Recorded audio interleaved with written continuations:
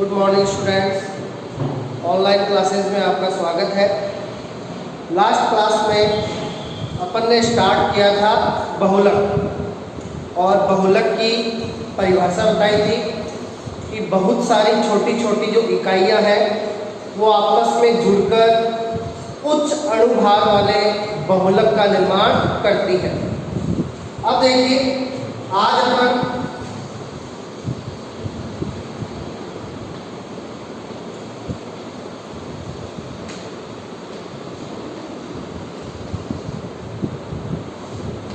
बहुलकों के प्रकार है वो करेंगे। तो बहुलकों को दो भागों में बांटा गया है। पहले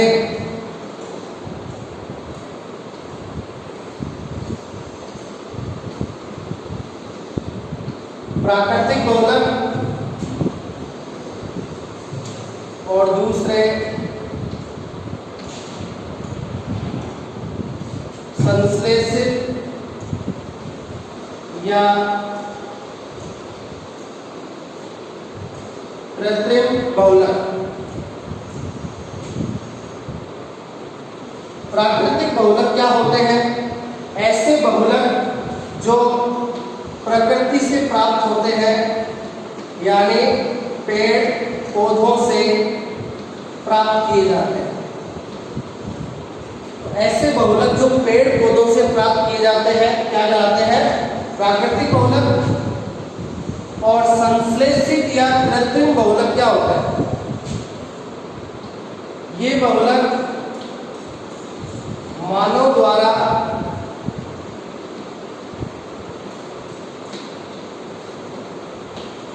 कारखानों में निर्मित किए जाते हैं। तो जो बहुलक पेड़ पौधों से प्राप्त होंगे वो प्राकृतिक बहुलक, और जो बहुलक मानव द्वारा कारखानों में निर्मित किए जाएंगे वो संश्लेषित या कृत्रिम बहुलक। अब देखिए, प्राकृतिक बहुलक में अपन एग्जाम्पल करेंगे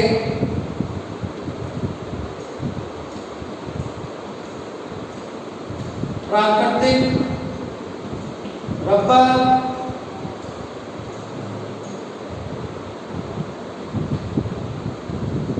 स्टार्च,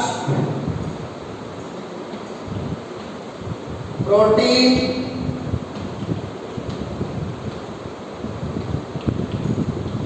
सेलुलोज। ये जो आप बहुलक देख रहे हैं, प्राकृतिक रबर, स्टार्च, प्रोटीन और सेलुलोज, ये किसमें आते हैं? प्राकृतिक बहुलकों में आते हैं। यानी इनका निर्माण पेड़ पौधों से किया जाता है, प्रकृति से किया जाता है।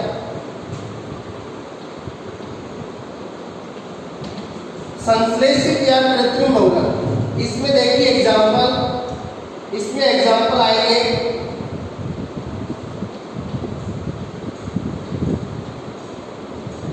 कृत्रिम रबर,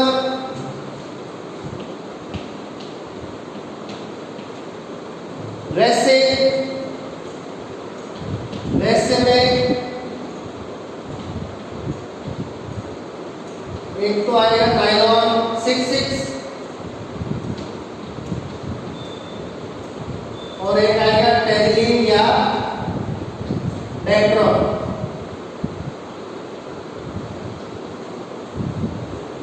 तो नायलॉन 6 और टेरिलीन या डेक्ट्रॉन ये दोनों क्या होते हैं? रेसे होते हैं। और ये कैसे रेसे हैं? कृत्रिम रेसे हैं।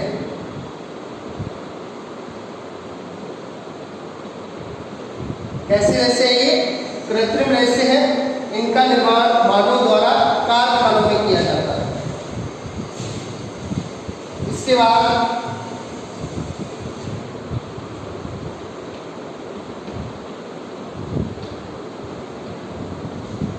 पॉलीथीन,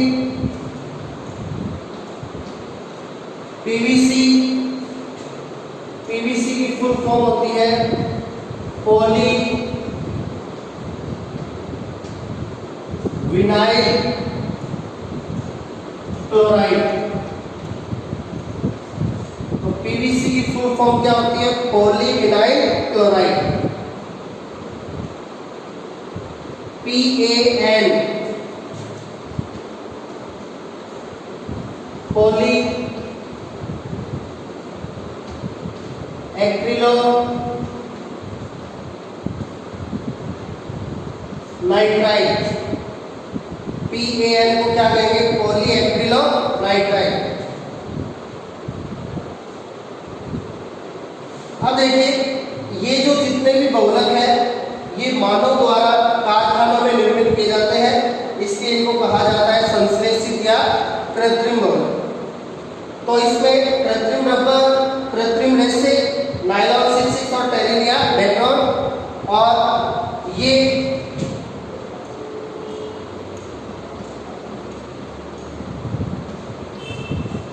जो तीनों एग्जाम्पल है पॉलीथीन, पीवीसी, PAN, ये आते हैं इसमें प्लास्टिक में।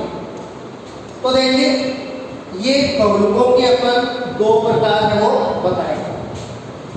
यहाँ पे अपन सबसे पहले आज अपन पढ़ेंगे प्राकृतिक रबर और कृत्रिम रबर। प्राकृतिक रबर आएगा प्राकृतिक बहुलक में और कृत्रिम रबर आएगा संश्लेषित या कृत्रिम बहुलक। तो आज अपन सबसे पहले प्राकृतिक रबर और कृत्रिम रबर के बारे में पढ़ेंगे।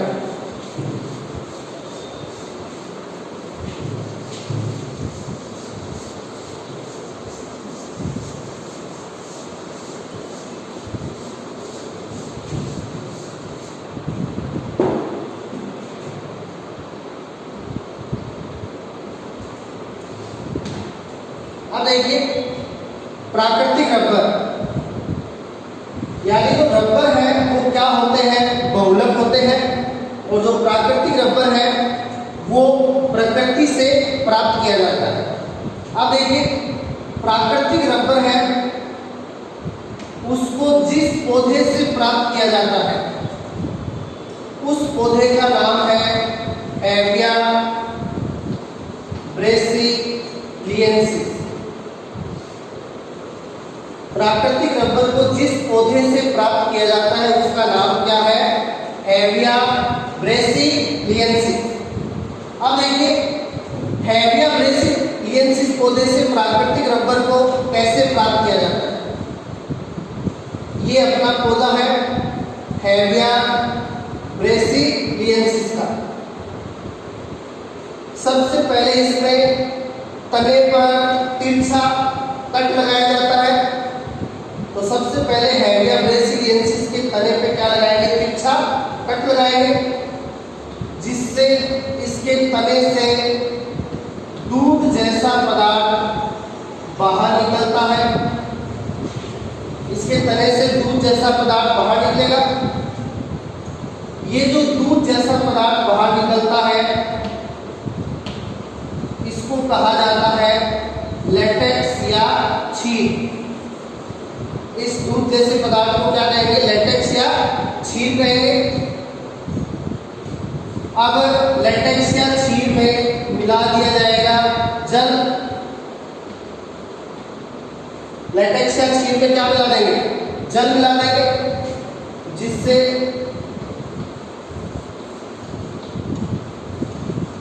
तनु विलयन बनेगा। और इस तनु विलयन में मिला देंगे एसिटिक अम्ल। इस तनु विलयन में क्या मिला देंगे? एसिटिक अम्ल मिला देंगे। एसिटिक अम्ल का सूत्र होता है CH3COOH। ये जो एसिटिक अम्ल है ये यहाँ पे कार्य करता है स्कंदन कारक का। ये एसिटिक अम्ल यहाँ पे किसका कार्य करेगा? स्कंदन कारक। स्कंदन का मतलब क्या होता है? एक जगह इकट्ठा होना, एक जगह एकत्रित होना। तो ये एसिटिक अम्ल क्या करेगा?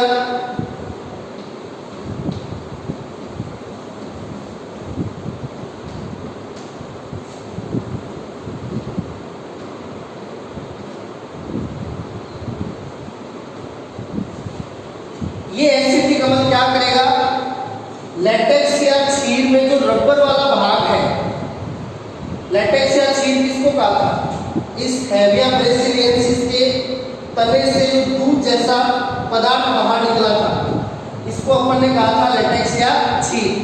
इस लेटेक्स या छीर में जो रबर वाला भाग है, उस रबर वाले भाग को ये एसिटिक अम्ल है वो एक जगह क्या कर देगा?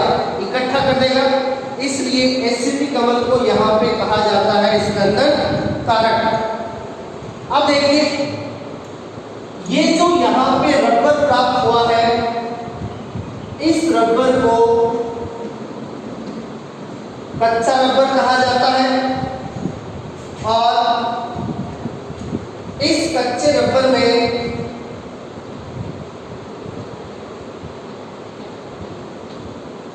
प्रत्यास्थता कम होती है और ये अधिक चिपचिपा होता है। अब देखिए, रबर अच्छा होने के लिए सबसे ज्यादा जरूरी है रबर में प्रत्यास्थता का मान क्या होना? अधिक होना। प्रत्यास्थता क्या होती है? आप रबर को खींच के देखिए, रबर की लंबाई में अत्यधिक क्या हो जाएगी? वृद्धि हो जाएगी, लेकिन वो टूटेगा नहीं। और जब अपन बाह्य बल हटाएंगे तो रबर अपनी प्रारंभिक अवस्था में वापस आ जाता है। तो रबर के इस गुण को क्या कहते हैं? प्रत्यास्थता, इलास्टिसिटी।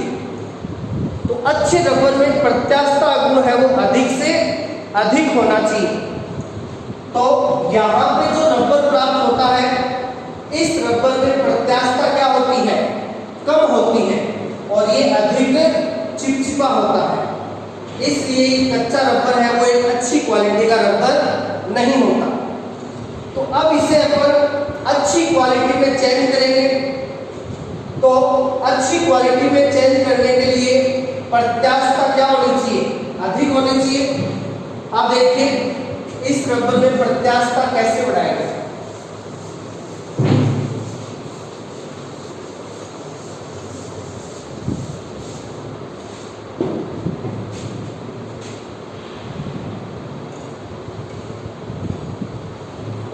ये अपना हैविया ब्रेसिलियंसिस से प्राप्त किया गया कच्चा रबर है, जो अभी अभी अपन ने पौधे से प्राप्त किया है। और इस कच्चे रबर में प्रत्यास्थता क्या है? कम है। अब अपन को इसकी प्रत्यास्थता बढ़ानी है। ये रबर की क्या है? इकाइयां हैं। ये रबर की क्या है? इकाइयां। तो इसमें प्रत्यास्थता बढ़ाने के लिए इस कच्चे रबर को सल्फर के साथ गर्म किया जाता है। किसके साथ गर्म किया जाता है? सल्फर के साथ। अब कच्चे रबर को सल्फर के साथ गर्म करेंगे तो ये जो रबर की इकाइयां हैं, इनके बीच में सल्फर के तिरछे बंधों का निर्माण हो जाएगा। तो कच्चे रबर की इकाइयों के बीच सल्फर के क्या बन जाएंगे? तिरछे बंधन या तिर्यक बंधन, क्रॉस बॉन्ड। तो कच्चे रबर को सल्फर के साथ गर्म करने पर सल्फर की इकाइयों के बीच सल्फर के तिर्यक बंध, क्रॉस बॉन्ड का निर्माण हो जाएगा। अब जो रबर प्राप्त हुआ है जिसमें सल्फर के तिरछे बंध पाए जाते हैं, इस रबर को कहा जाता है वल्कनीकृत रबर। इस रबर को क्या कहा जाएगा? वल्कनीकृत रबर कहा जाएगा। और वल्कनीकृत रबर में प्रत्यास्थता क्या होती है? अधिक होती है। वल्कनीकृत रबर में प्रत्यास्थता क्या होती है? अधिक। प्रत्यास्थता अधिक होने का मतलब रबर को खींचेंगे तो वो अत्यधिक क्या हो जाएगा? लंबा हो जाएगा, टूटेगा नहीं। और जब बाह्य बल हटाएंगे तो वो अपनी प्रारंभिक अवस्था में वापस आ जाएगा। इस गुण को क्या कहते हैं? प्रत्यास्थता। तो वल्कनीकृत रबर में प्रत्यास्थता क्या होती है? अधिक होती है और ये कम चिपचिपा होता है। तो इस घटना को रबर का वल्कनीकरण कहा जाता है। इस घटना को क्या कहते हैं? रबर का वल्कनीकरण। तो रबर का वल्कनीकरण क्या है? कच्चे रबर में प्रत्यास्थता का मान बढ़ाने के लिए इसे सल्फर के साथ गर्म किया जाता है, जिससे रबर की इकाइयों के बीच सल्फर के तिरछे बंधों का निर्माण हो जाता है और प्रत्यास्थता का मान बढ़ जाता है। इस घटना को रबर का क्या कहते हैं? वल्कनीकरण कहा जाता है। तो इस प्रकार प्राकृतिक रबर को हेविया ब्रेसिलियेंसिस से प्राप्त किया जाता है।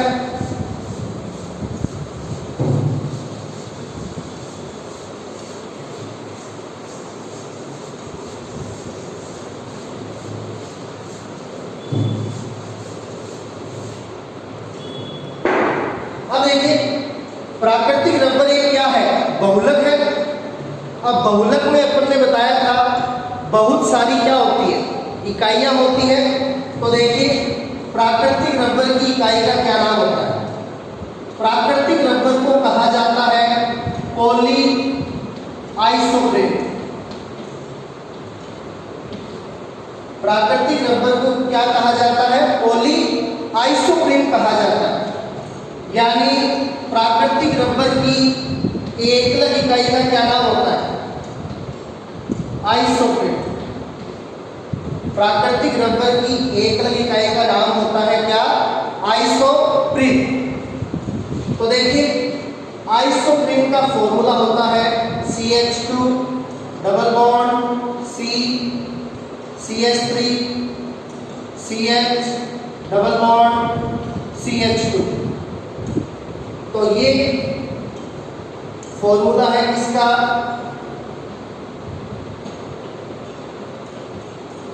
आइसोप्रीन का। अब देखिए, आइसोप्रीन है, इसका IUPAC नाम।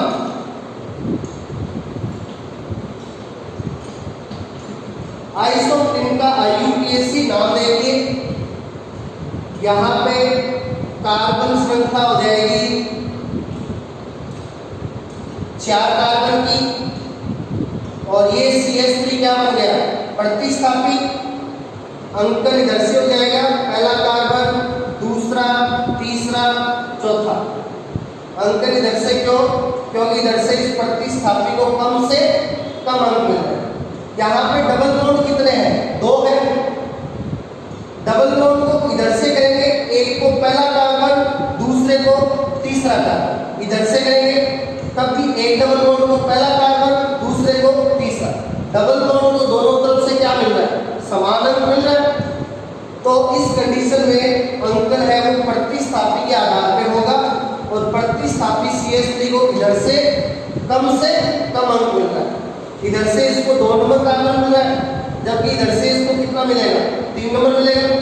तो अंकन इधर से करेंगे, इधर से प्रतिस्थापी को कम से कम अंक मिलेगा। तो देखिए, ये प्रतिस्थापी है, ये है 2 नंबर कार्बन। तो 2 मेथिल। श्रृंखला में कार्बन कितने हैं? 4। तो 4 कार्बन के लिए ब्यूट, और डबल बॉन्ड कितने हैं? 2। एक तो पहले कार्बन पे और एक तीसरे पे। तो 1 3, 2 के लिए डाई और डबल बॉन्ड के लिए इन। तो ये आइसोप्रीन का IUPAC नाम है 2 मेथिल ब्यूट 1 3 डाई इन।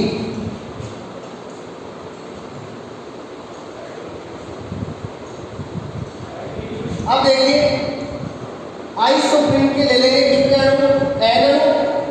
बहुलक में बहुत सारी इकाइयां होती है, तो बहुत सारी इकाइयों के लिए आइसोप्रीन के N अणु लेंगे। अब आइसोप्रीन की इकाइयों का करवा दिया क्या? बहुलीकरण। अब बहुलीकरण कराएंगे तो देखिए क्या होगा? ये डबल बॉन्ड के इलेक्ट्रॉन आ जाएंगे यहाँ पर, यहाँ डबल बॉन्ड की जगह हो जाएगा सिंगल बॉन्ड, और ये डबल बॉन्ड के इलेक्ट्रॉन आ जाएंगे यहाँ पर, यहाँ डबल की जगह हो जाएगा सिंगल, और यहाँ अगली इकाई के साथ क्या बन जाएगा, 1 बन जाएगा। तो देखिए CH2 single bond, CH3 double bond, CH single bond, CH2 single bond, और ये नीचे लग गया N। तो ये बहुत सारी आइसोप्रीन की इकाइयां जुड़ गई, तो ये बन गया पॉली आइसोप्रीन। और पॉली आइसोप्रीन ही क्या होता है, प्राकृतिक रबर होता है। अब देखिए ये इधर बॉन्ड शो किया है, इसका मतलब ये आइसोप्रीन का अणु इधर दूसरे आइसोप्रीन के अणु से जुड़ा हुआ है, इधर बॉन्ड को शो किया है। ये आइसोप्रीन का अणु उधर भी दूसरे आइसोप्रीन के अणु से जुड़ा हुआ है। इस प्रकार बहुत सारी आइसोप्रीन की इकाइयां आपस में जुड़ जाती है और पॉली आइसोप्रीन या प्राकृतिक रबर का निर्माण होता है। तो इस प्रकार प्राकृतिक रबर है उसकी समीकरण को दर्शाया जाता है। तो प्राकृतिक रबर की एकल इकाई क्या होती है, आइसोप्रीन होती है, इसलिए इसको कहा जाता है पॉली आइसोप्रीन।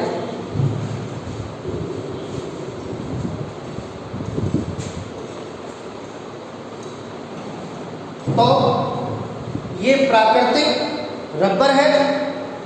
तो प्राकृतिक बहुलक में अपनी बुक में दिया हुआ है प्राकृतिक रबर, जो अपन ने कंप्लीट कर लिया। कल अपन स्टार्ट करेंगे कृत्रिम बहुलक, और कृत्रिम बहुलक में अपन पढ़ेंगे कृत्रिम रबर, कृत्रिम रेसिन, प्लास्टिक, इनके बारे में। Thank you.